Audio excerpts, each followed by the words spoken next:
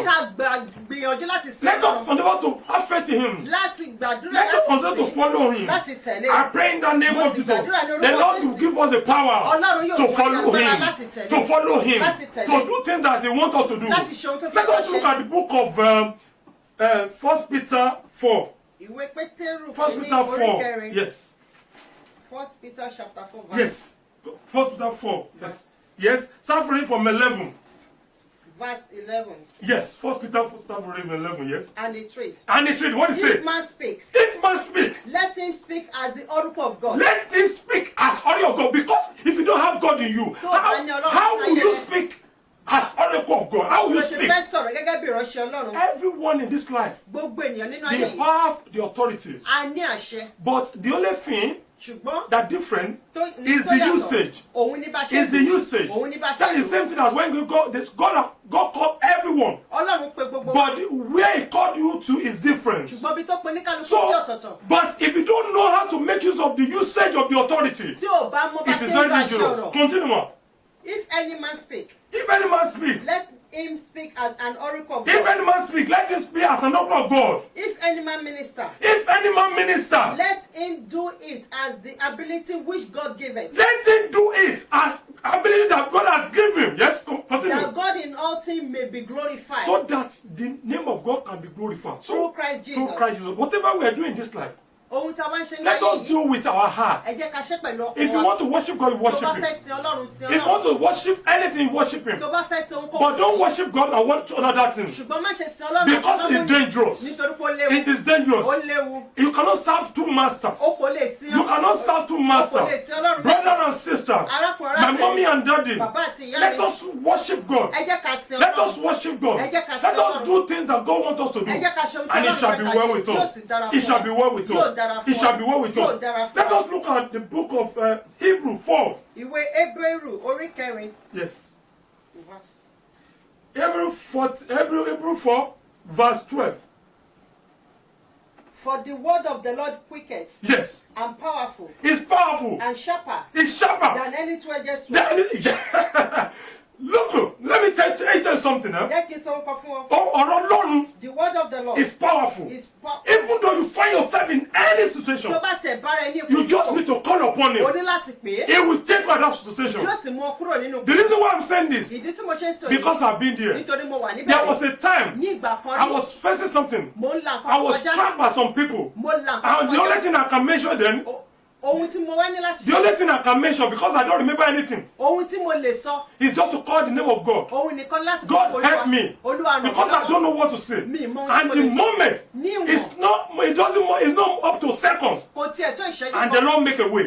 So the same thing that can happen to you. But if you don't have Christ in you, how would that happen? How would that happen?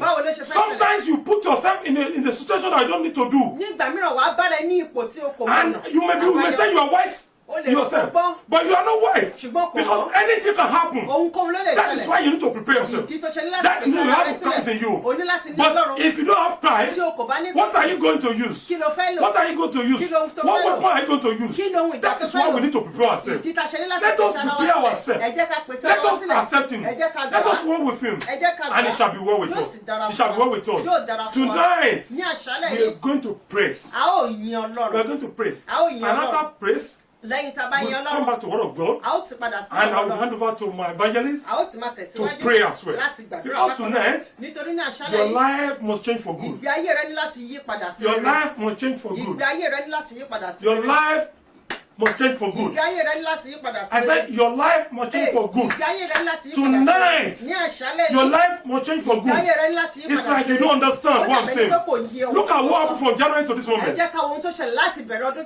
And this is the 19th of October 2020. If you think deeply, you will discover that this year left with, it's not up to 2 months as well. So, but let me tell you something. If you are a brave one, you can still make it before this end of this year. But the only way you can use to make it is to listen to the Word of God, is to follow Him, is to accept Him, is to release everything to Him, is to allow Him to control you. Many people, in this year, nínú ọdún yìí they make it a lot. wọ́n Why ṣàṣeyọrí many people, nígbà tí ọ̀pọ̀ mìíràn what? They are crying. wọ́n sun ẹkún. But I want to pray for mo you. fẹ́ gbàdúrà No fún ọ. matter how the year is hard, bó ti wù kí ọdún it will lé never hard for kò you. ní lé fún èmi àti It will ìwọ. never hard for you. Kò ní lé fún It èmi will àti never ìwọ. have your Kò ní family. lé fún ìdílé Bear rẹ. in the Lord. ara ń olúwa. Let us have a faith in ẹ God. jẹ́ ká ní And ìgbàgbọ́ it shall be well Ọlọ́run with yóò us. sì dára fún Let wa. us just go and praise ẹ Him. jẹ́ ká lọ yin Let's go Ọlọ́run. and praise Him. ẹ jẹ́ ká lọ yin Let us Ọlọ́run. go and praise ẹ Him. jẹ́ ká lọ yin It's our Ọlọ́run. Alpha and Omega. òun ní ìbẹ̀rẹ̀ àti òpin. It's the beginning, it's the end. òun ní ìbẹ̀rẹ̀ He àti can òpin. do or not do. òun ló lè ṣe ohun He can do gbogbo. or not do. òun ló lè ṣe ohun He gbogbo. can do or not do. òun ló lè ṣe ohun Let gbogbo. us worship ẹ Him. jẹ́ ká yìn. Let us worship ẹ Him. jẹ́ ká yìn. Let us worship ẹ Him. jẹ́ ká yìn. Olúwa, ìrẹ́ ni ó yẹ láti gbà gbogbo nítorí ẹ̀yin ni ó dá ohun gbogbo. Olúwa, ìwọ ni ó yẹ. Ìrẹ́ ni ó yẹ o. Olúwa, ìrẹ́ ni ó yẹ. Ìrẹ́ ni ó yẹ láti gbà gbogbo. Nítorí ẹ̀yin ni ó dá ohun gbogbo. Olúwa, ìwọ ni ó yẹ.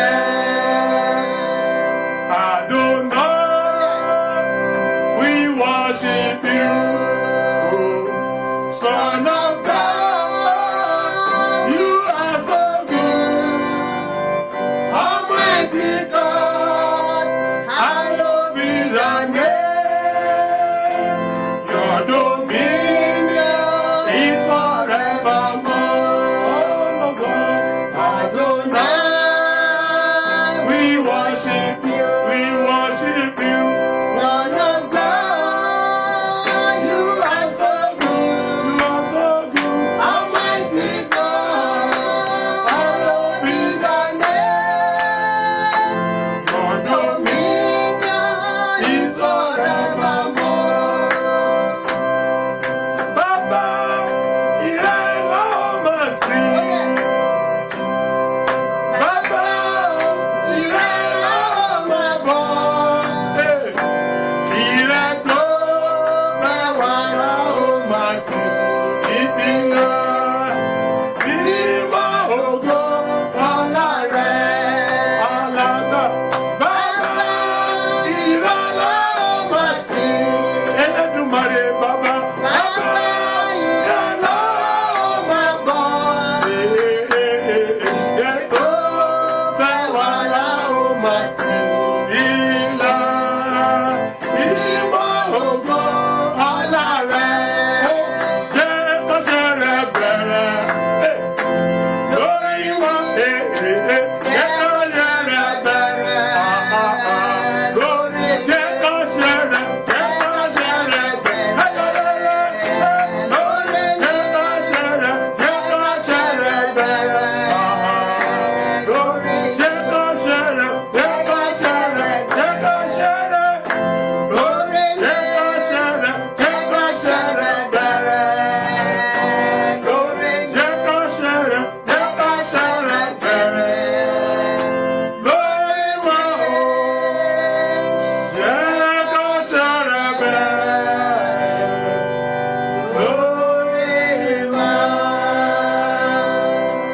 Let's just dance for like 10 minutes in the presence of the Lord because Ẹ jẹ́ ká jó níwájú let us just Ọlọ́run. dance because we have nothing to offer than, Kò sí than ohun tí a praise. fẹ́ fi fún Ọlọ́run ju ká yìn. We have nothing to offer than praise. Kò sí ohun tí a fẹ́ fi fún I always ká yìn. love to praise Ó God máa ń dùn mọ́ mi láti because I yìn know that the Ọlọ́run. moment I praise Him, Torí mo mọ̀ pé níwọ̀n tí báyìí I have assurance mo ní to over ìdánilójú everything. lórí ohun gbogbo. You may not know, O lè má but mọ̀. that's my key. Ṣùgbọ́n ohun I tí mo have ṣe nothing to offer mi than ò to ní ohun praise. kankan láti fi fún. God has created me to worship Him, Ọlọ́run ti dá mi and láti we only yìn. worship Him. Mo máa You may sìn. not understand. O lè má You may be yọ. saying what this guy is O lè saying, má wo but kí ni I mo understand sọ. what I'm saying. Ṣùgbọ́n yé mi But the tí mo moment sọ. you know the key to worship Ní ìwọ̀n God, tó bá mọ̀ ọ̀nà no láti matter yìn what Ọlọ́run. you're going through, Ohunkóhun tó lè God máa will pave kọjá, a way for you. Olúwa yóò lọ́nà Let us just àbáyọ. worship Him. Ẹ jẹ́ ká yìn. Let us just praise Him. Ẹ jẹ́ ká Let us just show Ẹ appreciation. jẹ́ ká fi ọpẹ́ fún. Ó ti ṣeré fún wa, ó ti ṣeré fún, ó ti ṣeré fún wa. Ó ti ṣe fún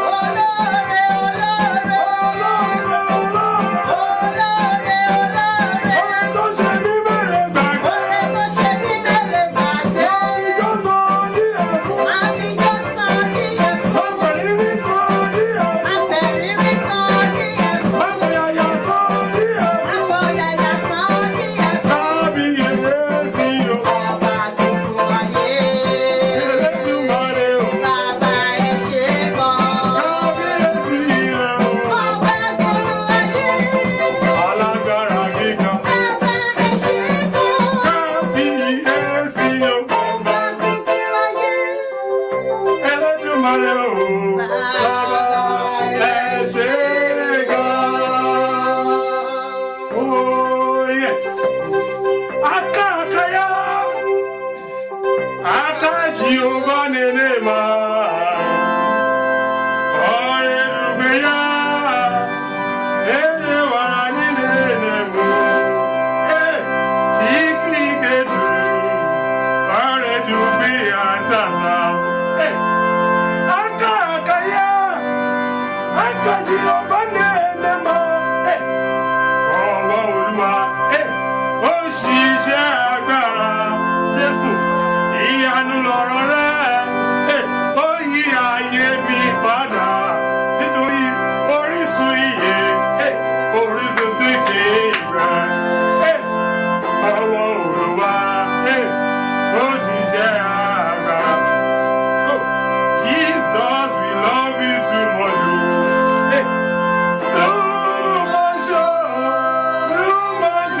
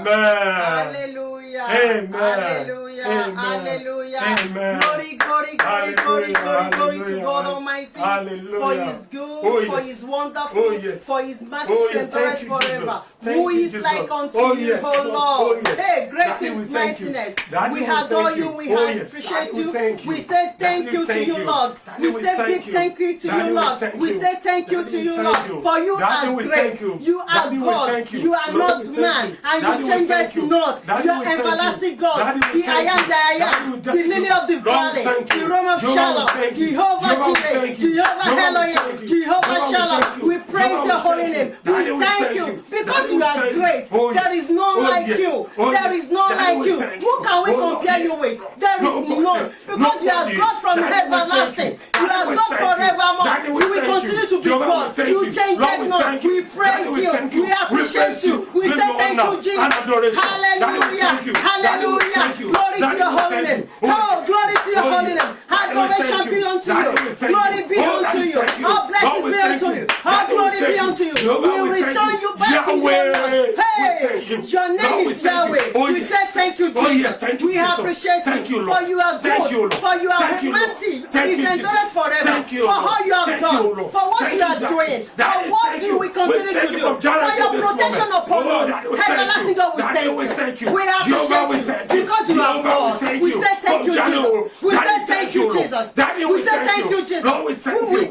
we Jehovah, are we thank you, nothing. Lord. You Daddy, are we God. thank you. And Lord, you we will thank forever you. be Oh, God. Lord, We thank you. appreciate you, Jehovah, Daddy. we thank We you. bless your Daddy, holy we name. thank you. In Jesus' name we have worshiped. Amen. In Jesus' name we are worshiping. Amen. We shall proceed into the word, to the prayer session now. Oh, yes. If you have your water, get it. Oh, yes. If you have your honey, get it. Oh, If yes. you have your honey, get it. Oh, yes. If you have your mantle, get it. Oh, yes. If you have your handkerchief, whatever you believe, Oh, yes. just get it and pray with it. Oh, yes. And believe Oh, that yes. whatever you pray shall Oh, be answered. Amen. Because without faith, we can't please the Lord. Ọlọ́run mọ́lẹ̀. Without faith, we cannot please the Oh, Lord. yes. But once you have that Oh, yes. faith, just believe. Thank you, We want to Jesus. go briefly into the Oh, Bible. yes. Because this is what that guides us. Oh, yes. This is what we believe Oh, in. yes. If it has happened to the people of old, Ọlọ́run, yes. and we can see Oh, it yes. It can happen to us as well. Thank you, so we Jesus. shall proceed in that Thank you, Jesus. lesson that we read today, Oh, yes. which is Matthew chapter 8 Yes, yes. from verse 5. Oh, yes. And it reads, Oh, yes. nígbà tí Jésù sì wọ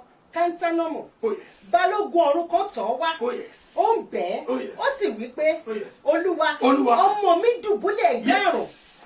nínú ìrora púpọ̀. Oh, yes.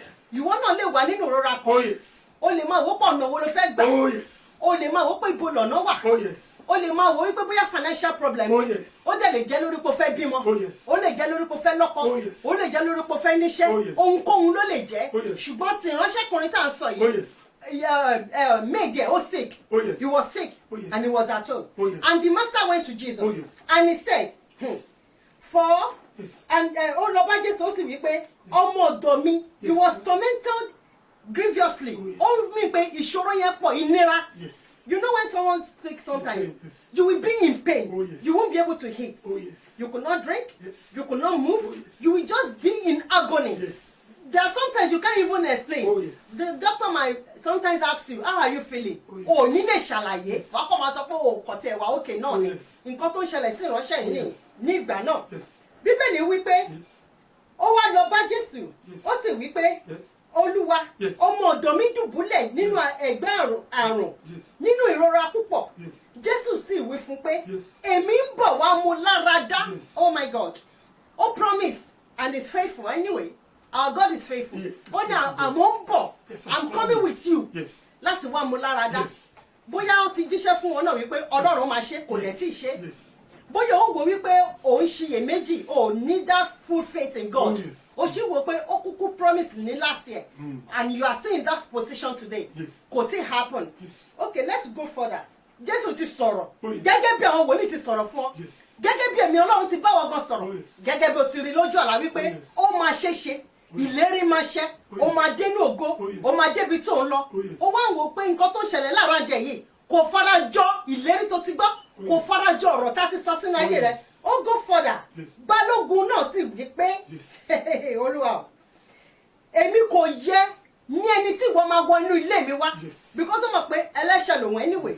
Bí èmi àti ẹ náà ṣe mọ̀ pé ẹlẹ́ṣẹ̀ ni wá. Yes. A ò pé a ò dẹ̀ yẹ. Yes. Ṣùgbọ́n nítorí òdodo Kristi, Yes. ó ń sọ̀rọ̀ fún wa níwájú ìtẹ́ Ọlọ́run. Ó sì kà wá sí ẹni òdodo bákan náà. Ó wá sọ pé ò lè wá sínú ilé mi. Nítorí pé èmi jẹ́ olórí, he is a master, he is like a boss. Yes. Bóyá bí manager, let me put it that way. Òun ni ìránṣẹ́ yìí. Yes. One of the servants was now sick. Sick. Òun wá fẹ́ lọ on behalf láti lọ bá Kristi pé ara ọmọkùnrin mi ò yá o. Yes. Bọ̀ nítorí ó mọ̀ wípé ẹni tí òun ṣe Jésù tiẹ̀ wọ́ọ̀tì láti lè wá sínú ilé kò deserve láti wá sínú ilé òun torí òun ò lè gbà sínú ilé òun gẹ́gẹ́ bí ẹlẹ́ṣẹ̀. Ó ní pé ẹni tí ó ní ọmọ ogun púpọ̀ ní èmi. Oh, yes. Èmi máa sọ fún eléyìí kó lọ á sì lọ. So ó ní oríṣiríṣi ènìyàn tó ń rán níṣẹ́ káàkiri. He is a man of authority. He is in a good position. So he give order here and there. Go there and there we go. Come here and there we come. So ó ń rán àwọn èèyàn káàkiri torí ó wà ní ipò tó dára. Bọ̀ kò rí rẹ̀ bẹ́ẹ̀ ni pé nítorí ipò tó ń wà yẹn Jésù o ti sọ pé ó máa wá ṣàmà bọ̀. Ó wá sàn kankan tó yà mí lẹ́nu. Ó wí pé èmi kò yẹ ní ẹni tí ìwọ ìbá wá sí abẹ́ òrùlé mi ṣùgbọ́n sọ kìkì ọ̀rọ̀ kan. Hallelujah. Ó ní sọ kìkì ọ̀rọ̀ kan. Kò ń ṣe dandan kí Jésù wá physically kó wá bá mi láti wọ ẹni yìí sàn. Ó ní ìgbàgbọ́ débi wípé ó ní Jésù má tiẹ̀ ṣe wàhálà láti wá torí èmi fúnra mi ní tiẹ̀ ń ṣe ẹni tó lè wọnú ilé ẹ̀ ṣùgbọ́n bá mi sọ ọ̀rọ̀ ìmúláradá sí ìránṣẹ́ yìí mo sì mọ̀ wípé rẹ̀ máa yá. Even Jésù confirm irú ìgbàgbọ́ tí ìránṣẹ́ yìí ní. Ẹ jẹ́ àtẹ̀síwájú and verse 9. Verse 8 says, sọ kìkì ọ̀rọ̀ kan, a ó sì mú ọmọ ọ̀dọ̀ mi lára dá. Yes. Ẹni tó wà lábẹ́ àṣẹ ni èmi ṣe. Èmi á sọ fún ọmọ ogun lẹ́yìn mi pé lọ á sì lọ. Èmi á wí fún pé wá á sì wá. Àti fún ẹnìkejì pé wá á sì wá. Àti fún ọmọ ọ̀dọ̀ mi pé ṣe èyí á sì ṣe. He is a man of authority. As I said earlier. Verse 10, ó wí pé nígbà tí Jésù gbọ́ ẹnu yá, ẹnu máa ya Jésù fún mi àti wọ́n lálẹ́. Àmín Jésù. Tí o bá ní ìgbàgbọ́ ni o. Àmín Jésù. Tí o bá ní ìgbàgbọ́, jẹ́ kí Jésù gan wà surprise pé wow, so o ti ní ìgbàgbọ́ dé level yìí, o gbàgbé gbọ́ pé mo lè ṣe. Torí nǹkan tó ṣẹlẹ̀ sí ìránṣẹ́kùnrin yìí ni. Nígbà tí Jésù gbọ́ wípé kò sọ kìkì ọ̀rọ̀ kan, don't even bother to come to my house. Just speak the word of authority. ó ní kó sọ jáde nígbà tí Jésù gbọ́ ẹnu ìjà ó sì wí fún àwọn tí ń tọ̀ lẹ́yìn pé lóòótọ́ ni mo wí fún yín èmi kò rí ìgbàgbọ́ ńlá bí irú èyí ní àárín àwọn ọmọ Ísírẹ́lì. It's a great faith for him to just say don't even bother to come. Lálẹ́ yìí náà mo fẹ́ kó sọ fún Ọlọ́run pé kò ní ìgbàgbọ́ pé Ọlọ́run ṣàṣàánú mi ṣàṣe fún mi fàánù rẹ ṣe fún mi forí ọ̀fẹ́ rẹ ṣe fún mi èmi ò fẹ́ mọ situation tó wà mi ò fẹ́ mọ nǹkan tó ń là kọjá mo ò fẹ́ mọ omi táyé ti dì ọ́ mo ò fẹ́ mọ nǹkan tó fi dì ọ́ mo ò fẹ́ mọ látọjú wo ló ti dì ọ́ mi ì fẹ́ mọ nǹkan tó sọ pé ò lè ṣoríire lóòótọ́ pandemic wà lóòótọ́ nǹkan ò lọ dédé lóòótọ́ wàhálà wà káàkiri ṣùgbọ́n fún ọmọ Ọlọ́run ohun gbogbo ní ṣíṣe fún ọmọ Ọlọ́run ọ̀nà ògbúdọ̀ dí fún ẹni tó gbàgbọ́ nínú Kristi ọ̀nà kì í dín mọ́ wọn wọ́n wá sọ fún Ọlọ́run ní àṣálẹ̀ ìtorí àwọn gbàdúrà wípé bó ti ṣàánú fún ìránṣẹ́ yìí tó gbàgbọ́ wípé ṣáà sọ kìkì ọ̀rọ̀ kan èmi náà sọ kìkì ọ̀rọ̀ kan sínú ayé rẹ ní àṣálẹ̀ yìí pé ní gbogbo ọ̀nà tọ́nà ti dín mọ́ ọ̀nà kó là fún ọ ní orúkọ Jésù ọ̀nà kó là fún ọ níbo ni a ti fi ọ̀rọ̀ kọ́rọ̀ di ayé rẹ mọ́ mo pa láṣẹ mi ò dálábàá ọ̀run kó tú ọ sílẹ̀ níbikíbi tá a di ìṣẹ̀dá rẹ mọ́ èyí tó ní kó máa ṣiṣẹ́ kó máa jẹjẹ rí ní orúkọ Jésù ọ̀run kó tú ọ sílẹ̀ ó ní sọ kìkì ọ̀rọ̀ kan speak only the word ọ̀rọ̀ ìmúláradá ọ̀rọ̀ ìtúsílẹ̀ ọ̀rọ̀ ìdáǹdè ọ̀rọ̀ ìṣẹ́gun ọ̀rọ̀ ìgbàlà ọ̀rọ̀ ìyè ọ̀rọ̀ tí ń jí òkú dìde èmi náà sọ sínú ayé rẹ ní àṣálẹ̀ yìí ní orúkọ Jésù gba ìtúsílẹ̀ ní orúkọ Jésù gba ìmúláradá ní orúkọ Jésù gba ìdáǹdè ní orúkọ Jésù gba òkúra ní orúkọ Jésù gba ọ̀nà àbáyọ a fi orúkọ kan fún wa orúkọ Jésù náà ni ó sì ju gbogbo orúkọ lọ ní orúkọ yìí ó ní a ó lé èṣù jáde ní orúkọ yìí a ó lé àjẹ́ jáde ní orúkọ yìí a ó pe ogun ọ̀run sọ̀kalẹ̀ a ó sọ fún Ọlọ́run pé ẹ̀mí mímọ́ mo dé ní àṣálẹ̀ yìí kó sọ kìkì ọ̀rọ̀ kan sínú ayé mi sọ kìkì ọ̀rọ̀ kan sínú ayé àwọn ọmọ mi sọ kìkì ọ̀rọ̀ kan sínú ayé iṣẹ́ mi sọ kìkì ọ̀rọ̀ kan sí ibùjókòó mi sọ kìkì ọ̀rọ̀ kan sí kí ayé mi kọ́ nítumọ̀ níbikíbi tó bá wà don't wait for me máa sọ di àdúrà bá ṣe ń pè lọ́wọ́lọ́wọ́ nítorí pé ọ̀rọ̀ Ọlọ́run yára ó ní agbára ó sì mú ju ìdá olójú méjì lọ Bíbélì wípé máa gún ní pépé ọkàn a fẹ́ sọ ọ̀rọ̀ yìí jáde níbikíbi tó bá wà ó yá máa sọ di àdúrà ní orúkọ Jésù ní orúkọ Jésù ní orúkọ ńlá Jésù Olúwa sọ kìkì ọ̀rọ̀ kan sínú ayé mi ọ̀rọ̀ ìtúsílẹ̀ ọ̀rọ̀ ìmúláradá ọ̀rọ̀ ìdáǹdè ọ̀rọ̀ ìṣẹ́gun rẹ Olúwa sọ sínú ayé mi Olúwa sọ sínú ayé mi Olúwa sọ sínú ayé mi Olúwa sọ sínú ayé mi ọ̀rọ̀ ìtẹ̀síwájú ọ̀rọ̀ tí mú níwọlé ọkọ ọ̀rọ̀ ìtúsílẹ̀ ìwọ tó tú ọkùnrin yìí sílẹ̀ ó lọ síbẹ̀ ó ní sọ kìkì ọ̀rọ̀ kan bẹ́ẹ̀ ló sọ̀rọ̀ àṣẹ jáde ní orúkọ Jésù Olúwa sọ̀rọ̀ ìtùnú Olúwa sọ̀rọ̀ sínú ayé mi Olúwa sọ̀rọ̀ ìgbẹ́ǹjẹ Olúwa sọ̀rọ̀ ìgbẹ́ǹjẹ Olúwa sọ̀rọ̀ ìgbẹ́ǹjẹ Olúwa sọ̀rọ̀ ìtúsílẹ̀ Jésù Olúwa wa Jésù Olúwa wa Jésù Olúwa wa. Amen, amen, amen, in the name of Jesus. Bíbélì wípé ní àtètèkọ́ṣe ni ọ̀rọ̀ wà ọ̀rọ̀ wà pẹ̀lú Ọlọ́run Ọlọ́run ni ọ̀rọ̀ náà ọ̀rọ̀ náà ní àtètèkọ́ṣe pẹ̀lú Ọlọ́run ni nípasẹ̀ rẹ̀ la dá ohun gbogbo lẹ́yìn rẹ̀ a kò sì dá ohunkóhun mọ́ o fẹ́ sọ ọ̀rọ̀ jáde nítorí pé ẹnikẹ́ni tó bá ti gba Kristi ní Olúwa àti olùgbàlà ọ̀rọ̀ tí ń gbénú rẹ̀ ṣùgbọ́n nígbà mi a máa ń bẹ̀rù àti ẹ̀kí ń gbàgbọ́ pé a lè sọ̀rọ̀ kó ṣẹ bẹ́ẹ̀ làwọn tó wà nínú ayé wọ́n máa ń practice ọ̀rọ̀ yìí wọ́n máa fi ń dé tọ́wọ́ bá tiẹ̀ tí ìgbàgbọ́ pé ó fẹ́ ṣiṣẹ́ wọ́n kọ́kọ́ gbẹ̀mí wọ́n ní wọ́n fẹ́ lọ tẹ̀sẹ̀ lára ẹranko bóyá kìíní yẹn máa ṣiṣẹ́ kọ́ tó ṣẹ̀ṣẹ̀ dánwò lára ènìyàn ó dẹ̀ ń ṣiṣẹ́ ọ̀rọ̀ wo la fi gbẹ́yẹ̀ sínú ìdè ọ̀rọ̀ wo la fi dì ọ́ ọ̀rọ̀ wo la fi sọ pé òun ní ṣe rere ó wà nílùú ọba ṣùgbọ́n òun ṣiṣẹ́ òun jẹ̀jẹ̀ rí ó wà ní ìlú tó ṣàn fún wàrà àti fún oyin ṣùgbọ́n ayé ò ní túmọ̀ sí rere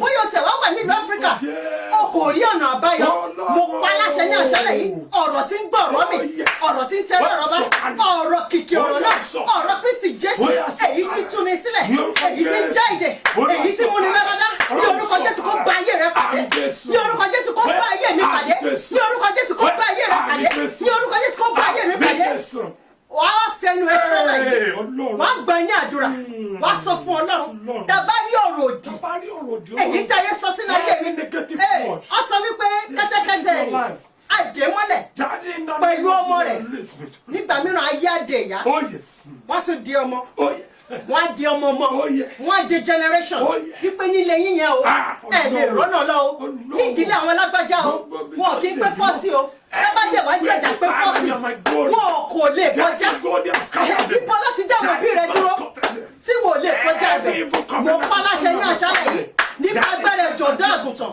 ọ̀rọ̀ tó wípé lọ sí ilé tóní ó yẹ lọ tún kẹ́kẹ́kẹ́tẹ́ yìí sílẹ̀ àti ọmọ rẹ̀ níbi tá a gbé ìdìbòdé ìjọba olúwa ní ọ̀rọ̀ ní àṣálẹ́ yìí ẹ̀mí mímọ́ kó tú ọ sílẹ̀ ẹ̀mí mímọ́ kó tú ọ sílẹ̀ ọgbọ̀nrún kó tú ọ sílẹ̀ ọgbọ̀nrún kó tú ọ sílẹ̀ níbi tá a dé ìṣẹ̀dẹ̀ rẹ mọ́ olúwa kó tú ọ sílẹ̀ ọgbọ̀nrún kó tú ọ sílẹ̀ ọgbọ̀nrún kó tú ọ sílẹ̀ ọgbọ̀nrún kó tú ọ sílẹ̀ bíbélì wípé ẹ má ṣe yọ mí lẹ́nu torí mo ru àpápẹ́sì ní ara mi lóòótọ́ ọmọ ọlọ́run yẹn lóòótọ́ gbàgbọ́ ṣùgbọ́n ayé sì ń jẹ ọ́ níyà ó ní láti sọ fún ọlọ́run ni ó ní láti gbàdúrà tàdúrà báyìí ti gbà yín òkè sinmi. My daddy will say you need to have a crazy faith in the Lord. wàá ní ìgbàgbọ́ tó gbóná obìnrin oníṣọ́ ẹ̀jẹ̀ ó kàn gbàgbọ́ wípé láti 12 years ago mo ṣáà ń náwó mò ń náwó ìsun ẹ̀jẹ̀ yóò dẹ̀ gbẹ ìwọ náà ti náwó dànù ó ti náwó fáwọn immigration àwọn lawyers nítorí ọ̀rọ̀ owó ìgbèlú ó kàn ń ná ni ó ti náwó lórí àsàn tó ń ṣe é wọ́n ti gbé káàkiri ó ti gba gbogbo ohun tó ní mo fẹ́ kọ́ ní ìgbàgbọ́ bí obìnrin onísun ẹ̀jẹ̀ ó kàn ronú ara ẹ̀ wò náà ní wípé wọ́n ní Jésù máa gbàgbẹ́ yẹn kọjá bí ọ̀rọ̀ yìí ti ń gba bí kọjá fún ọ ọlọ́wà aláwọ̀ kọrin ìdárò fìjì kan bí ọ̀rọ̀ yìí ti ń rìn kọjá lọ́wọ́lọ́wọ́ ní àṣálẹ̀ yìí bí Kristi ti ń rìn kọjá nínú ohun tí mò ń sọ fún ọ ó yá ìwọ náà máa sọ fún Ọlọ́run ìwọ tó gbọ́ tí obìnrin onísun ẹ̀jẹ̀ ó pọ̀ ọkọ rẹ̀ pọ̀ ó ní tó jẹ́ ìsun ẹ̀jẹ̀ yìí láti gbẹ ìgbàgbọ́ tí ẹ̀kọ́ ní wípé tí bá ṣe lórí ọ̀fẹ́ ọ̀la ọkọ̀rọ̀ mi tí wọn náà bá lórí ọ̀fẹ́ láti la inú rẹ̀ gbò nítorí pé ọ̀run yóò kúnú rẹ̀ tó gbàdúrà ní àṣálẹ̀ yìí mo fẹ́ kó sọ fún Ọlọ́run ibo ni ogun ti ń jà níbo ló ti gbé dá mi dúró kí ni ìṣòro tó ń bá mi yí èyí tá ń kà lọ́dọọdún fún mi ìṣòro wo ló mọ̀ mí mọ́ èyí tó fi tó ka mi ìṣòro tó bínú oníṣòwò ẹ̀jẹ̀ ọ̀nà òrùn you know now kéèyàn máa menstruate for good 12 years láì sinmi láì dúró in fact mo yín imagine bó ti ṣe máa look clean bó ṣe máa rí kábíyèsí Olódùmarè mo yín imagine ẹ̀kọ́ sí pò tiẹ̀ náwó dànù physical in health wise báwo ló ṣe fẹ́ rí ṣó tẹ̀ ṣe ń rún jẹjẹ torí ẹ̀jẹ̀ ò dúró rárá the blood couldn't stay at all for good 12 years ṣùgbọ́n ní ọjọ́ kan pariwo ó kígbe ní ọkùnrin rẹ̀ òun máa tọ̀ Jésù lọ bí wọn náà ṣe fẹ́ tọ̀ wá èmi ò tó ṣe ẹlẹ́ṣẹ̀ kọ́ bí kò ṣe Kristi Jésù èyí tó ń gbẹ́nu mi sílẹ̀ ó fẹ́ tọ̀ wá ní àṣálẹ́ wípé Olúwa gbọ́dọ̀ gbà mí pàdé wọ́n yẹn kàn gbàgbọ́ ni ó ní tí bá lè fọwọ́ kan ṣe ti aṣọ ẹ̀ ara mi á já tí wọn náà bá gbàgbọ́ àwọn kàrò mi máa rò fìjà Bíbélì wípé ní ìgbà tó lórí ọ̀fẹ́ láti fọwọ́ kan aṣọ Jésù gan mọ̀ pé nǹkan kan ṣẹlẹ̀ mo fẹ́ kó jẹ́ kí Jésù mọ̀ pé nǹkan ṣẹlẹ̀ lọ́sàlẹ̀ nínú ayé rẹ̀ yẹ Jésù lẹ́nu bí ìránṣẹ́kùnrin yìí ti yẹ Jésù lẹ́nu pẹ̀lú ìgbàgbọ́ tó ní ìwọ náà yẹ Jésù lẹ́nu surprise Jesus Christ tí ẹ kò gbàgbọ́ tí ẹ bá ní ìgbàgbọ́ bí kúrọ́mù sẹ́lẹ̀ ó ní yóò pàṣẹ fún òkè kó ṣì yìí yóò sì ṣì yìí mo fẹ́ kó ní ìgbàgbọ́ ní àṣẹlẹ̀ wípé tí obìnrin yẹn bá gbàgbọ́ wípé wà á mú láradá tó sì mú láradá èmi náà sẹ́tọ̀ wá lónìí Olúwa mú mi láradá Olúwa gbà mí ẹ̀mí mímọ́ gbà mí Olúwa gbọ́dọ̀ mi sàn Olúwa wọ ayé mi sàn lórí gbogbo ohun tí mò ń yà kájà Olúwa wò mí sàn ẹ̀mí mímọ́ wò mí sàn àṣẹ tó jáde lára rẹ sí mi àṣẹ ọ̀rọ̀ rẹ lọ sọ́sínú ayé mi Olúwa sákìtì ọlọ́kọ̀ Olúwa sákìtì ọlọ́kọ̀ Olúwa sákìtì ọlọ́kọ̀ Olúwa sákìtì ọlọ́kọ̀ Olúwa sákìtì ọlọ́kọ̀ Olúwa tú mi sílẹ̀ Olúwa tú mi sílẹ̀ Olúwa tú mi sílẹ̀ Olúwa tú mi sílẹ̀ Olúwa tú mi sílẹ̀ Olúwa tú mi sílẹ̀ ìbọ̀lá dé mímọ́ ìbọ̀lá dé ọlọ́mọ mímọ́ ìbọ̀lá dé ìṣẹ̀lẹ̀ mímọ́ ìbọ̀lá dé ìpè mímọ́ ìbọ̀lá dé ògo mímọ́ Olúwa gbà mí ẹ̀mí mímọ́ gbà mí ó ní jẹ́ ti bá kígbe ọ̀tá mi yóò gbẹ̀yìn dà mo kígbe ní àṣálẹ̀ yìí Olúwa gbà mí ẹ̀yin ọ̀tá mi ẹ̀pẹ̀yìn dà ọ̀tá ilé ẹ̀pẹ̀yìn dà ọ̀tá òde ẹ̀pẹ̀yìn dà ọ̀tá orí mídíà ẹ̀pẹ̀yìn dà ọ̀tá social media ẹ̀pẹ̀yìn dà nítorí pé mo gbàgbọ́ wípé ó tú mi sílẹ̀ Olúwa tú mi sílẹ̀ Olúwa tú mi sílẹ̀ Olúwa wò mí sàn Olúwa wò mí sàn Olúwa wò mí sàn Olúwa wò mí sàn má jẹun wà bákan náà ògo ní orúkọ rẹ Jésù Olúwa wa. Àmín. Jésù Olúwa wa. Jésù Olúwa wa. The book of Genesis chapter 1 says. Wow. And God said, let there be light. Oh yes. And there was light. Oh yes. Ọ̀rọ̀ ló sọ jáde. Bẹ́ẹ̀ni. Ọ̀run sọ̀rọ̀ wípé, okay, a máa máa wò pé okay, ṣe bọ́ Ọlọ́run ni ó lè ṣe gbogbo nǹkan. Oh yes. Ṣùgbọ́n ó ti fún wa ní agbára yẹn. Oh yes. Ó ti fún wa ní orúkọ Oh yẹn. yes. Torí ìwé Fílípì sọ fún wa Oh wípé, yes. ní ayé àti lọ́run Oh yes. kò sórúkọ mi tó dàbí orúkọ Olúwa. Oh yes. Ó ní ní abẹ́ orúkọ yìí ohun gbogbo yóò máa tẹríba. Oh yes. So lórí ipò tó wà ipò yẹn lè change. Gbogbo nǹkan ló pé. Oh yes. Gbogbo nǹkan pátápátá. Ó ní ìbáṣe ní ayé, ìbáṣe ní Oh ọ̀run, yes. ìbáṣe nínú omi, Oh yes. ìbáṣe nínú ọ̀gbun, Oh yes. ìbáṣe ní ìsàlẹ̀ ilẹ̀, Ọlọ́run, Ọlọ́run. níbikíbi Oh. ní abẹ́ orúkọ yìí Oh ó ní yes. wọn yóò tẹríba Ọlọ́run. torí tá a ti forúkọ yẹn fún wa. Bẹ́ẹ̀ni. Nítorí orúkọ tá a fi fún wa yẹn, Oh yes. ó fẹ́ pe ìmọ́lẹ̀ Oh jáde. yes. Àrùn kúrúbí ń darú fìjìká. Ó fẹ́ pe ìmọ́lẹ̀ jáde. Lọ́run. Bíbélì wípé jẹ́ kí ìmọ́lẹ̀ kó wà. Oh yes. Ìmọ́lẹ̀ sì wà. Bẹ́ẹ̀ni. Ọ̀rọ̀ ni ọ̀rọ̀ lé Ọlọ́run sọ. Ó sọ̀rọ̀ pé jẹ́ kí ẹ máa wò ṣé májíìkì ni kò ṣe májíìkì. Èmi ti go through ẹ̀rí mo dẹ̀ ti experience. Mo ní nǹkan báyìí mo fẹ́. Ó dẹ̀ ṣe fún mi. Ó lè ṣe tiẹ̀ náà. Yes, ó lè ṣe tiẹ̀ náà. Torí ìgbà mi Ọlọ́run máa jẹ́ kéèyàn là nǹkan kọjá. For you to give an experience to be a testimony to other people. Láti lè mú ọlọ́kànlé ni òun ló ṣe là kọjá. Mo fẹ́ kí ìgbàgbọ́ rẹ kó jí ọkàn ẹ̀rí. Mo fẹ́ kó jí ọkàn pọ̀. Kó jí wọn wá sí ìjọba ọ̀run. Kí wọn náà lè sọ testimony ẹ̀ ní àṣálẹ̀ yìí. Mo fẹ́ kó pa kìkì ọ̀rọ̀ kan. Kó sọ kìkì ọ̀rọ̀ kan jáde. Ọ̀rọ̀ ìmọ́lẹ̀ afẹ́ sọ jáde ní àṣálẹ̀ yìí. Níbo ni òkùnkùn gbé di ọmọ? Níbo ni ìgbé ayé rẹ ti wà nínú ní gbogbo bí tí òkùnkùn ti wà nínú ayé rẹ, ní gbogbo bí tí òkùnkùn ti wà lórí iṣẹ́ rẹ, lórí àwọn ọmọ rẹ, lórí ọ̀nà rẹ, lórí ìdílé rẹ, ó yá máa sọ fún ọ ìwọ tó pàṣẹ wípé kí ìmọ́lẹ̀ kó wà máa rò mí ìdárò fi jẹ òun. Ẹ̀rí ni mọ́, ó ní jẹ́ kí ìmọ́lẹ̀ wà, ìmọ́lẹ̀ sì wà, òkùnkùn kò lè borí rẹ̀. Ó fẹ́ sọ kìkì ọ̀rọ̀ àṣẹ ọ̀rọ̀, ó fẹ́ sọ kìkì ọ̀rọ̀ ìmọ́lẹ̀, ó yá máa pàṣẹ ìmọ́lẹ̀ ní orúkọ Jésù. Ìmọ́lẹ̀ Ọlọ́run kò lù mí ká, ìmọ́lẹ̀ rẹ kò tàn yí mi ká, ìmọ́lẹ̀ rẹ kò tàn yí mi ká, ìmọ́lẹ̀ tó kù kò lè borí, ó yá tàn yí mi ká. Jẹ́ kí ìmọ́lẹ̀ kó tàn, jẹ́ kí ìmọ́lẹ̀ kó tàn, jẹ́ kí ìmọ́lẹ̀ kó tàn, jẹ́ kí ìmọ́lẹ̀ kó tàn, jẹ́ kí ìmọ́lẹ̀ kó tàn, jẹ́ kí ìmọ́lẹ̀ kó tàn, jẹ́ kí ìmọ́lẹ̀ kó tàn. Kìkì ọ̀rọ̀ kan ni mo sọ, wípé kí ìmọ́lẹ̀ kó tàn sínú ayé mi, ìmọ́lẹ̀ kó tàn sórí ọmọ mi, ìmọ́lẹ̀ kó tàn sí ìrìn àjò mi, ìmọ́lẹ̀ kó tàn sórí iṣẹ́ mi, ìmọ́lẹ̀ kó tàn sínú mi. Kristi Jésù ní ìmọ́lẹ̀, ó yàtọ̀ sínú ayé mi.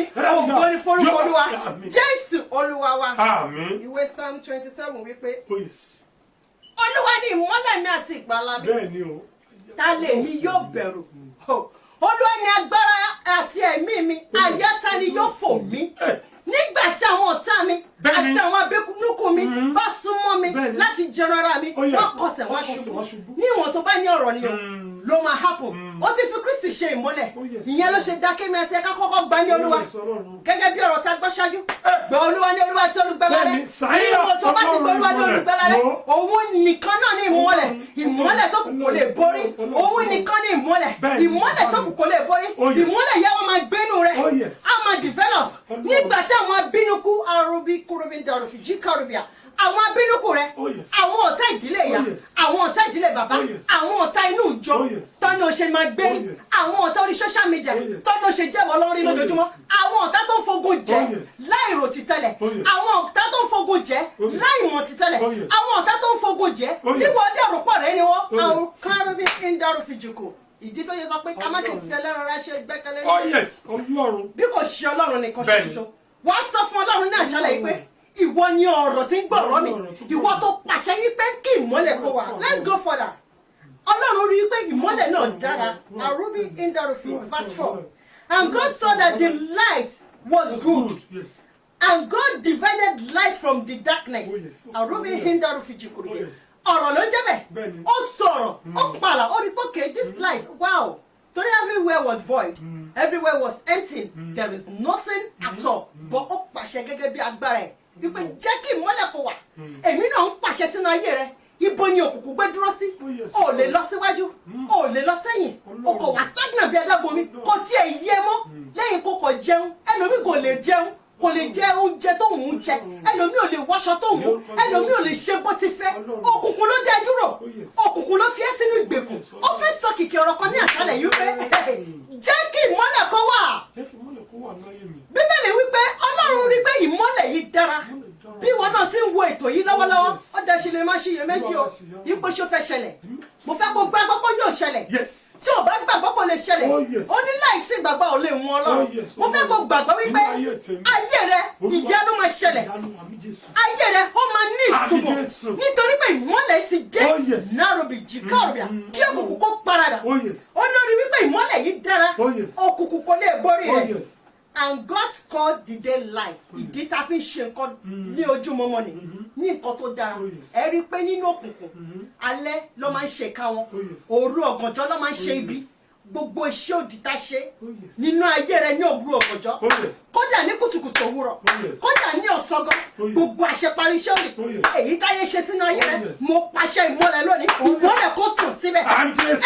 ìmọ́lẹ̀ kó tàn síbẹ̀ Àmín Jésù. ìmọ́lẹ̀ kó tàn síbẹ̀ Àmín Jésù. ìmọ́lẹ̀ kó tàn síbẹ̀ Àmín Jésù. ìmọ́lẹ̀ kó tàn síbẹ̀ Àmín Jésù. ọ̀run kó tú ẹ sílẹ̀ Àmín Jésù. ọ̀run kó tú ẹ sílẹ̀ Àmín Jésù. wọ́n wá fẹnu rẹ gbà ní báyìí torí ó dára kí àwọn afẹnu ẹ sọ by your mouth you confess what you want because èmi ò mọ̀ mi ìmọ̀ ṣòro tó ń là kọjá mi ìmọ̀ bí tọ́nà gbé dí mọ́ mi ìmọ̀ nǹkan tó fẹ́ kí Ọlọ́run ṣe Oh, yes. ṣùgbọ́n ìwọ mọ̀ ó Oh, yes. mọ ipò tó wà ó Oh, yes. mọ ibi tó ti ní ẹ lára Oh, yes. Jábésì wípé ìwọ ò bá jẹ́ forúkọ tuntun pè mí Ọlọ́run. ìwọ ò bá jẹ́ sọ agbègbè mi dín ńlá Oh, yes. ìwọ ò bá bùkún mi ní tòótọ́ ọ̀run máa ṣe fún torí òun náà wọ ayé rẹ̀ ó rí pé ayé òun ò ní mínì his life was meaningless ó rí pé àwọn tó wà táwọn jọ jẹ́ age group they are doing well they are progressing in life bò ń kọ̀ dúró nítorí pé a sọ̀rọ̀ kan sínú ayé rẹ̀ nígbà tàbí kárúbí ń dárú fi jìkù a pè ní ìkorò orúkọ ọ̀rọ̀ tí àwọn òbí ẹ̀ fi pè é nìyẹn ọ̀rọ̀ òdì ló sọ sínú ayé rẹ̀ pé Oh, yes. nítorí pé for the reason best known to them ṣì ìwọ ṣáà máa jẹ́ kòrò tiẹ̀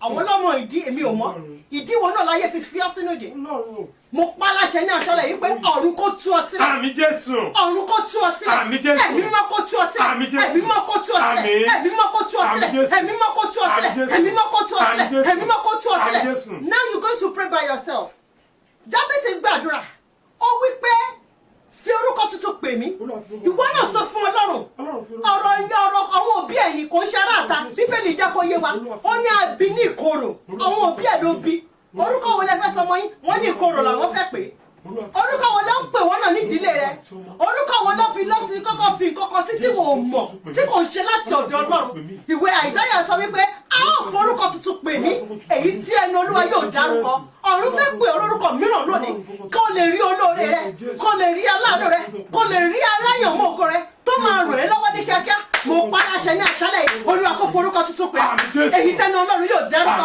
ọ̀run kó forúkọ tuntun pè èyí tẹ́nu Ọlọ́run yóò dárúkọ gbogbo orúkọ àgàn tá fi pè ọ́ ọ̀run kó mú kúrò gbogbo orúkọ ìtìjú tá fi pè ọ́ ẹ̀mí máa kó mú kúrò gbogbo orúkọ ìdààmú tá fi pè ọ́ ọ̀run kó mú kúrò now you going to pray Oh, yeah. nípa jẹ́ kí ìmọ́lẹ̀ kó wà èyí tó kù kò lè borí iná ṣáájú Olúwa ó tú àwọn ọ̀tá rẹ̀ ká Ọlọ́run wa iná tí ń jó ní irun ni tí ò bá pàṣẹ ọ̀rọ̀ ó sọ fún aṣáájú wípé a ní authority the power of our word is in our tongues either evil or bad either good or not it lies in our tongue ọ̀rọ̀ àṣẹ bóyá ó dá bóyá kó tún dá ó wà ní orí ahọ́n rẹ Yes. now you going to pray you going to tell the Lord gbogbo ọ̀rọ̀ òdì èyí tá a ṣe ní iṣẹ́ òkùnkùn sínú ayé mi ó yá jẹ́ kí ìmọ́lẹ̀ dé ìmọ́lẹ̀ ọ̀run kó dé ó yá máa sọ́jà àdúrà orúkọ Jésù orúkọ Jésù orúkọ Jésù orúkọ ńlá Jésù orúkọ ńlá Jésù orúkọ ńlá Jésù gbogbo iṣẹ́ òdì gbogbo iṣẹ́ òkùnkùn èyí tá a ṣe lórí mi tá a ṣe lórí ayé ọmọ mi tá a ṣe lórí ọkọ mi tá a ṣe lórí iṣẹ́ mi tá a ṣe lórí ìpè mi tá a ṣe lórí ìtẹ̀síwájú mi lórúkọ Jésù jẹ́ kí ìmọ́lẹ̀ dé mo sá kìkì ìmọ́lẹ̀ jẹ́ kí ìmọ́lẹ̀ kó dé mo sọ̀rọ̀ ìmọ́lẹ̀ jẹ́ kí ìmọ́lẹ̀ kó dé sínú ayé mi ìmọ́lẹ̀ rẹ kó tàn ìmọ́lẹ̀ rẹ kó tàn Olúwa tàn ìmọ́lẹ̀ sínú òkùnkùn ayé mi Olúwa tàn ìmọ́lẹ̀ sínú òkùnkùn ayé mi Olúwa tàn ìmọ́lẹ̀ sínú òkùnkùn ayé mi Olúwa tàn ìmọ́lẹ̀ sínú òkùnkùn ayé mi Olúwa tàn ìmọ́lẹ̀ ògo ni forúkọ Olúwa Jésù Olúwa wa. Now let us pray into our water. A ó gbàdúrà sínú omi wa a ó sọ fún Ọlọ́run níbikíbi tá a bá wà nǹkan tẹ́ bá gbàgbọ́ nínú rẹ̀ tẹ́ ẹ bá dé ní nǹkan kan tẹ́ gbàgbọ́ nínú rẹ̀ ẹ ṣá gbàgbọ́ nínú orúkọ Jésù torí orúkọ tá fi fún wa láyé àti lọ́run náà ní orúkọ Jésù lábẹ́ orúkọ yòówù gbogbo yóò sì máa wọlẹ̀ ó yẹ gbàgbọ́ nínú orúkọ Jésù wípé ẹ fẹ́ gbàdúrà kí ìgbé ayé yín kó yí padà nígbà tí ètò yìí yóò máa tún wáyé ní oṣù tó ń bọ̀ kẹ́ lè ní ẹ̀rí kẹ́ lè ní ìjẹ́rìísí tẹ́ bá tiẹ̀ pé fẹ́ sọ testimony is fine But for you to be able to tell people around you, when God has done it, for you to glorify the name of the Lord, when learn on the 19th, please, for God's sake, believe, have that faith that it has happened and it has been done. Now let us pray into our water.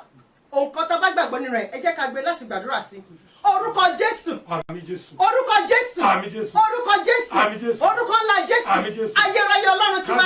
Ọlọ́run kìkì mọ́lẹ̀. Ọlọ́run kìkì ògo. Ọlọ́run kìkì agbára. Ọlọ́run kìkì ọgbọ́n. Ọlọ́run kìkì òye. Ipá tó borí ipá. Agbára tó borí agbára. Ìmọ́lẹ̀ láàrin òkú ayé. Ìmọ́lẹ̀ tó bolé borí. Òní jẹ́ kí ìmọ́lẹ̀ kó wà.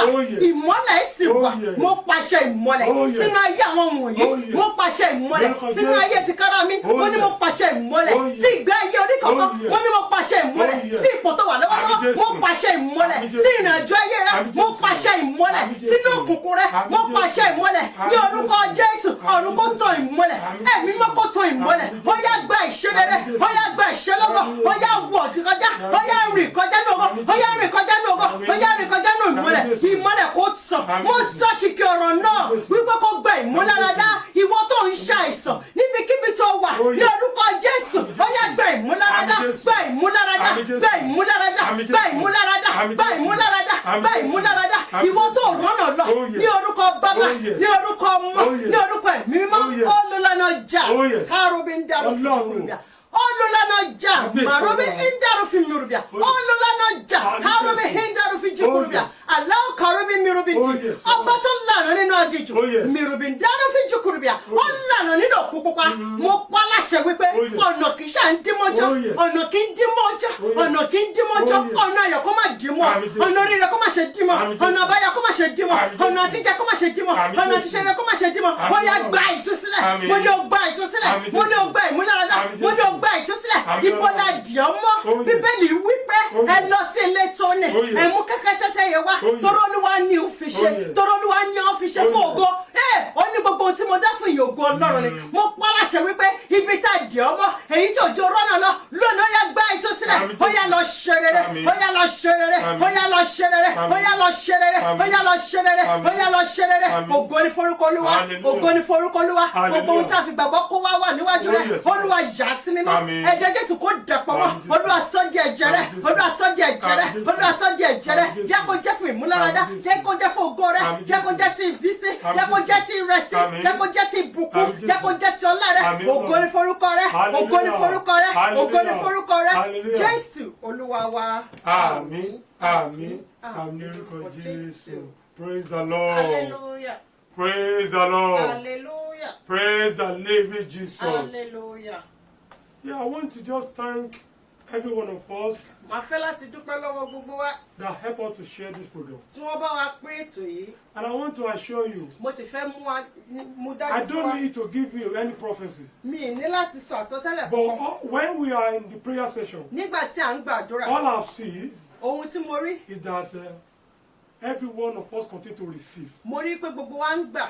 We continue to receive. A bẹ̀rẹ̀ sí ní gbà. And when after this program, Lẹ́yìn ètò yìí, lẹ́yìn ètò yìí, you don't need to call us. O kò ní láti But all I know is that ṣùgbọ́n ohun tí mo mọ̀ ní you wípé will stand as a living testimony. wàá jẹ́ ẹni tó lẹ́rìí. You stand as a living Wàá testimony. jẹ́ ẹni tó lẹ́rìí. But I want you to share this program Ṣùgbọ́n màá fẹ́ kó pín ètò for yìí others that are not here now, fún àwọn tí ò sí níbí so that they báyìí can partake in kí this. wọ́n lè lórí ọ̀fẹ́ àti wò ó. Because this program is very, very important. Nítorí ètò yìí ṣe pàtàkì. No matter what you are facing in life, Ohunkóhun tá lè máa là kọjá. the moment you partake in this Níwọ̀n program, tó bá darapọ̀ mọ́ ètò God yìí, will surely make a way for you. Ọlọ́run yóò lọ̀nà báyọ̀ fún I ọ. will not be able to call the name of people, Mi ní lákòókò láti pe àwọn ènìyàn. but I will pray for every one of us. Ṣùgbọ́n màá gbàdúrà fún But gbogbo before wa. I pray for people, Kí n tó gbàdúrà fún àwọn I ènìyàn, will pray a 3 prayer point, màá gba àdúrà mẹ́ta kan. and I will sing 3 songs. Màá sì kọ orin mẹ́ta kan. But if you can pray very well, Ṣùgbọ́n tó bá tún lè gbàdúrà dáradára for these 3 prayer points, fún àdúrà mẹ́ta yìí, either the enemy like it or not, bóyá ọ̀tá fẹ́ àbókọ̀, people will celebrate you. àwọn èèyàn yóò bá ọ yọ̀. Before the end of this month, Kí oṣù yìí tó parí, everybody will gather to celebrate gbogbo you. ènìyàn yóò parapọ̀ láti I bá ọ said yọ̀. the testimony that will shake the whole Mo country. ní ẹ̀rí tí yóò mú kí ìlú kó mì. Before the end of this month, Kí oṣù yìí kó tó that will parí, be your portion. yóò jẹ́ ìpín rẹ ní orúkọ The Jésù. first song that I'm going to sing. Orin àkọ́kọ́ tí wọ́n kọ ni Jẹ́ kánú rẹ̀ ṣògo lórí mi. ní orúkọ Jésù. Jẹ́ kánú rẹ̀ ṣògo lórí mi. Ní orúkọ Jésù. Èmi tí kò lè nìyàn. èmi tí kò lẹ́ni kankan jẹ́ kánú rẹ̀ ṣògo lórí mi ayérayé jẹ́ kánú rẹ̀ ṣògo lórí mi ọlọ́run wa o jẹ́ kánú rẹ̀ ṣògo lórí mi èmi tí kò lẹ́nìyàn èmi tí kò lẹ́ni kankan jẹ́ kánú rẹ̀ ṣògo lórí mi. The meaning of the song is just that you that have no helper. Ìtumọ̀ orin náà nípa ẹni tí kò ní olùrànlọ́wọ́. But you have God. Ṣùgbọ́n ní Ọlọ́run. That you want to tell God now. Mo fẹ́ sọ fún Ọlọ́run that báyìí. God intervene in my situation. Olúwa dá sí ọ̀rọ̀ ayé mi. My life must change for good. Ayé mi gbọ́dọ̀ yí padà sí rere. Before 2020 come to end. Kí ọdún yìí kó tó parí. My life must be good. Ayé mi gbọ́dọ̀ nítumọ̀. My life must be good. Ayé mi gbọ́dọ̀ nítumọ̀. The life of my children must be good. Ayé ọmọ mi gbọ́dọ̀. The life of my family must be good. Ayé ìdílé mi gbọ́dọ̀ nítumọ̀. I want you to pray the prayer Mo now. fẹ́ kó gbàdúrà náà. Pray to prayer. Shake over. Jesus Christ, my God. Daddy, I pray in the name of Jesus. Before the end of this year, Lord. Daddy, I pray. Let my life express the goodness. Let my children express goodness. Let my children express goodness. Daddy, in the name of Jesus. You can't do this. You can't do this. Oh, yeah, I know you're coming to hear me. You know your mom. Let my God. Let my goodness. Let my goodness. In Jesus' precious name we pray. Amen. In Jesus' precious name we pray. Amen. The second prayer is that. Àdúrà kejì ni wípé. Wàá kọrin, wàá gbàdúrà. You shall sing and song and Ó pray. ti pẹ́ tí mo ti gbàdúrà. Ó ti pẹ́ tí mo ti pè Jésù. Ó ti tako kẹ̀mí mímọ́ gba lẹ́tà mi kà kíákíá o. Ó ti pẹ́ tí mo ti gbàdúrà. Ó ti pẹ́ tí mo ti pè Jésù. Ó ti tako kẹ̀mí mímọ́ gba lẹ́tà mi kà kíákíá o. Ó ti pẹ́ tí mo ti gbàdúrà. Ó ti pẹ́ tí mo ti pè Jésù. Ó ti tako kẹ̀mí mímọ́ gba lẹ́tà mi kà. You see, when we are praying, when we're in a prayer session, the Lord will show me a lot of people who have written the letters. And you are expecting for. You are expecting. You are expecting a good news. That is why the Lord said we should pray this prayer. You are going to tell God that, Lord, in every way I'm looking for your favor. Before the end of this month, that surprised me. Jehovah surprised me. It's you that know what you are looking from God. That just tell God that God surprised me. Turn it to prayer. Jehovah. Jesus Christ, my God, all around God. Ní fún gbọ́dọ̀ tó ojú rẹ̀ yàtọ̀ mọ́ olúwa yà mí lẹ́nu ẹ̀jẹ̀ Jésù yà mí lẹ́nu iṣẹ́ mi olúwa yà mí lẹ́nu lórí ìgbé ayé mi olúwa yà mí lẹ́nu ní orúkọ Jésù ẹ̀mí mọ́ yà mí lẹ́nu lẹ́tà yà olúwa fún mi lọ́wọ́ ohun tí mò ń gbọ́ olúwa yà mí fún mi gbogbo ọ̀nà tí mo ti wọ́n olúwa bá mi pàdé ẹ̀mí mọ́ bá mi pàdé yà mí lẹ́nu sí rere kí oṣù yìí tó parí ẹ̀mí mọ́ yà mí lẹ́nu mo ní kí ọdún yìí tó parí olúwa sáyé mi di ìyanu ní orúkọ Jésù sọ mí di ẹlẹ́rìí ògo ní forúkọ rẹ. Jésù Kristi Olúwa wa. Àmín. Jésù Kristi Olúwa wa. Àmín. Before we pray the last prayer, the Lord will show me something. There is someone under my voice tonight. Èèyàn kan wà lábẹ́ ohùn mi ní àṣálẹ́ yìí. There is someone at your place of work. Ó wà lẹ́nu iṣẹ́. There is somebody at your place of work. Èèyàn kan níbi iṣẹ́ rẹ. There is someone at your place of work. Èèyàn kan wà níbi iṣẹ́ rẹ. This person is a man. Ọkùnrin ni ìránṣẹ́ náà. And he's tormenting you. Ó sì ń fi. But the Lord has told me tonight. Ọlọ́run sọ fún mi. That person will leave the place for you. Ẹni yẹn máa fi bẹ́lẹ̀ fún. The Lord tell me that person will leave the place for you. Ọlọ́run sọ fún mi pé ẹni yẹn máa fi bẹ́lẹ̀ fún. But we are going to pray the prayer for you. Ṣùgbọ́n a ó gbàdúrà in order to help your faith. Láti ran ìgbàgbọ́ rẹ lọ́wọ́. In order to help your faith. Láti ran ìgbàgbọ́ rẹ lọ́wọ́. We are going to pray. A ó gbàdúrà. That this person. Ìránṣẹ́ náà. That under a temptation. Èyí tó wà lábẹ́ ìdánwò. At a place of work. Níbi iṣẹ́ rẹ̀. That God Almighty. Olúwa. Should visit the person with peace. Kó lọ síbẹ̀ should visit the person with favour. That the person who stand as a temptation there, that God should replace the person. That will change the person. That will change the person. Turn it to prayer. Jehovah, Jesus Christ, my God, Ọlọ́run ìránṣẹ́ yọ Ọlọ́run tí ayé ń lọ́ra níbi iṣẹ́ Olúwa lábọ́kọ̀ Jésù Olúwa yí ọkùnrin ẹni tó bọ́ mi fà tù Ọlọ́run àfà tù Olúwa bá fà tù ẹni tó yà ẹlẹ́nu ní ọkọ̀ Jésù gbàgbọ́ lọ́wọ́ rẹ̀ Ọlọ́run gbàgbọ́ lọ́wọ́ rẹ̀.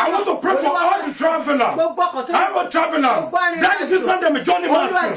Daddy, call him Johnny Mason. I want to pray for everyone who will be be flying. Daddy, I pray in the name of Jesus. I remove every accident. I nullify every accident. I remove every accident. Every crash. Every plane crash. I revoke them. I revoke them. I revoke them. For everyone that walk from that place to that. Daddy, I pray in the name of Jesus. You will go before them. You go before them. For everyone that have car, that have wanting to move from one place to another, I soak them in the blood of Jesus. I soak every children in the blood of Jesus. I soak every son in the blood of Jesus. I soak our life in the blood of Jesus. I soak our children in the blood of Jesus. No form of accident will portion. In this year, we will continue to go in the peace, not the places. As you be going now, the Lord will go along with you. As you be coming, the Lord will go along with you. I decree in the name of Jesus, you will not die. You will not die. As this year is ready to end, you will not die. You will live to declare the grace of God. And so shall it be. Thank you, Jesus. Glory to holy name. In Jesus' precious name we pray. Amen. Amen. Amen. Amen. In the name of Jesus. Thank you so much. Thank you so much. And God bless you.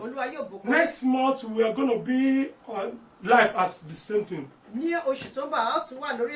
Yes, we always do this program every third Monday of every month. We still have two to do before this year come to an end. And but before this year will run to an end, we have 3 programs. This program will come in November, and it will come in December as well. But between November and December, we are going to have a special program. And the program, everybody need to be on fasting. It's going to be 3-day fasting. And after the 3rd day, we are going to be on air. Yes, we will be here every day for that 3 days. But the 3rd day that will finish the program, yeah, it's going to be a day that we need to do a kind of we will pray like a end of year prayer. So, and everybody need to partake. And we need to invite friends and family. Because our life must experience the goodness of God. Our life must experience the goodness of God. So it is very important for us. Let us, we went by special grace of God, before the next program, we will let you know the date. We will let you know the dates. And I pray in the name of Jesus that the Lord will continue to protect us. So wherever you are now, I want you to open your palm again as we share the grace of unity. The authority of Father, the authority of Son, the authority of Holy Ghost, rest and abide with every one of us. In Jesus' precious name we pray. Amen, amen, amen, amen. In the name of Jesus.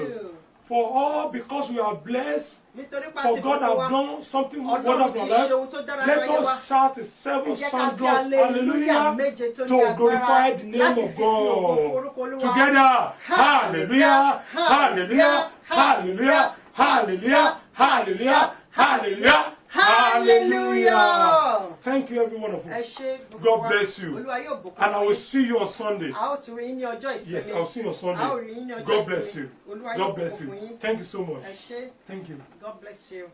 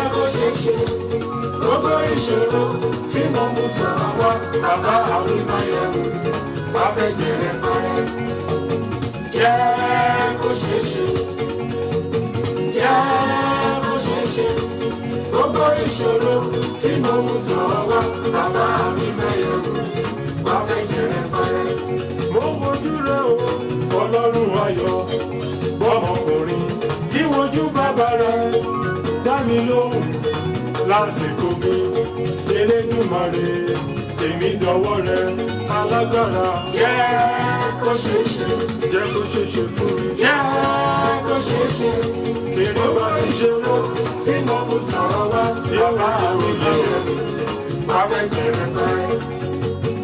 Ó tóbi lọ́ba, ó tóbi lọ́ba, Mèsáyà ó tóbi lọ́ba, mo gbẹ́kẹ̀ mi lé ọ, yéo yéo yéo. Jẹ́ kó ṣeé ṣe, tó bá bá mi ṣe, jẹ́ kó ṣeé ṣe. Màmá bá wá ṣòro tí mo mú tọ̀ wá, bàbá mi náyà wá fẹ́ jẹrẹ pẹ́. Olórúkọ tó tóbi tó tó gbani lọ, alágbára ìjìnlẹ̀ ìfẹ́ atófara ti bàbá ẹlẹ́rù ni mo gbé ọjà. We worship you, we adore you, we honor you. You are everything in our life. Ìrànlọ́wọ́ wa látọ̀dọ̀ Jésù ni òun nìkan máa ló lè ṣe o. Gbogbo ènìyàn o, ẹ jẹ́ ká jọ gbéga. Ọlọ́run ayọ̀ jẹ́ kó ṣeé ṣe, jẹ́ kó ṣeé ṣe. Jẹ́ kó ṣeé ṣe, gbogbo ìṣòro tí mo mú tọ̀ wá, bàbá mi máa yọ, wá fẹ́ jẹrẹ pẹ́. Ọ̀pọ̀ lè ṣe, mo mọ̀ lè ṣe é. Ogun kan, ojú ogun dìde, mo mọ̀ lè ṣe é. Ọlọ́run mi o. Jẹ́ káyé mọ̀ wípé, jẹ́ káyé mọ̀ wípé, ìrẹ́ lọ́lọ́run. Ìrẹ́ lóníṣẹ́ ìyanu o. Jẹ́ káyé mọ̀ wípé, jẹ́ káyé mọ̀ wípé, ìrẹ́ lẹ́lẹ́dá. Aráyé tí mo ní mọ́ ọ. Jẹ́ káyé mọ̀ wípé, jẹ́ káyé mọ̀ wípé, ìrẹ́ lọ́lọ́run. Wọ́n múnú mi dùn oníṣẹ́ ìyanu. Jẹ́ káyé mọ̀ wípé, jẹ́ káyé mọ̀ wípé, ìrẹ́ lẹ́lẹ́dá mi. Ọba tọ́tọ́, tó tó báyìí. Àgbànilágbà tán. Ọba tọ́tọ́, tó tó báyìí. Àfiyẹ́ gẹ́gẹ́. Bàbá mi ṣe, Káyé mi kò ní túmọ̀.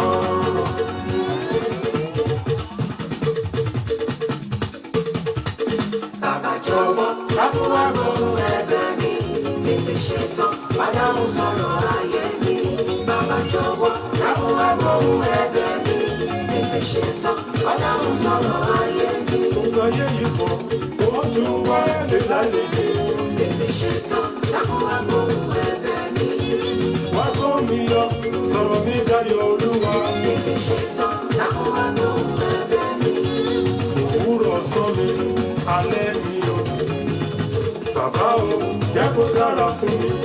Kí n rí bá ti ṣe, kí n rọ́nà gbégbá o. Káyé yẹ mi, kí n má mọ̀ṣì láyé mi. Ọlọ́run mi, lànà fún mi. Ẹlẹ́dàá mi, wá gbé mi ga. Nínú ọ̀sẹ̀ tí mo wà yìí, wá gbé mi ga. Tètè ṣetán, láfúwá gbóhùn ẹ̀bẹ̀ mi. Nínú oṣù yìí, wá gbé mi ga. Tètè ṣetán, láfúwá gbóhùn ẹ̀bẹ̀ mi. Nínú ọdún yìí kọ́, wá bá mi ṣe. Tètè ṣetán, Wá kún ẹ̀kọ́ ẹ̀bẹ̀.